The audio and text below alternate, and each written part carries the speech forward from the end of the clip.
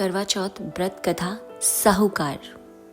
एक साहूकार के 7 लड़के और एक लड़की थी। एक बार कार्तिक मास की कृष्ण पक्ष की चतुर्थी तिथि को सेठानी सहित उसकी 7 बहू और उसकी बेटी ने भी करवा चौथ का व्रत रखा। रात्रि के समय जब साहूकार के सभी लड़के भोजन करने बैठे तो उन्होंने अपनी बहन से भी भोजन कर लेने को कहा। इस पर बहन ने कहा, भाई अभी चांद नहीं निकला है। चांद के निकलने पर उसे अर्घ देकर ही मैं आज भोजन करूंगी। साहूकार के बेटे अपनी बहन से बहुत ज्यादा प्रेम करते थे।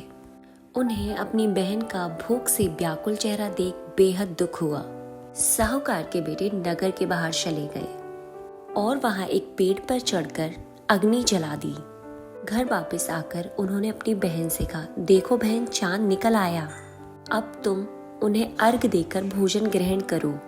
साहूकार की बेटी ने अपनी भाभियों से कहा, देखो चांद निकल आया, तुम भी लोग अर्घ देकर भोजन कर लो।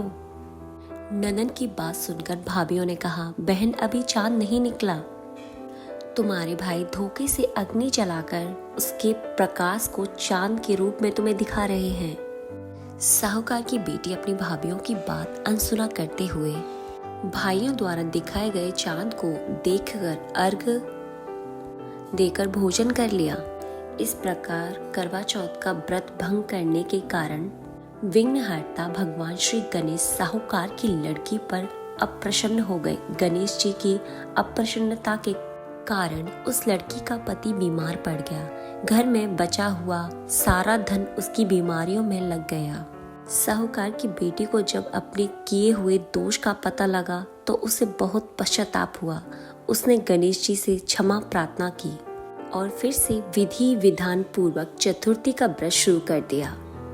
उसने उपस्थित सभी लोगों को श्रद्धा अनुसार आदर किया और उन सबसे आशीर्वाद ग्रहण किया। इस प्रकार उस लड़की ने श्रद्धा भक्ति को देखकर लंबोदर भगवान गणेश जी उस पर प्रसन्न हो गए और उसके पति को जीवन दान प्रदान किया। उसे सभी प्रकार के रोगों से मुक्त करके धन संपत्ति और वैभव प्रदान किया। करवा चौथ माता की जय।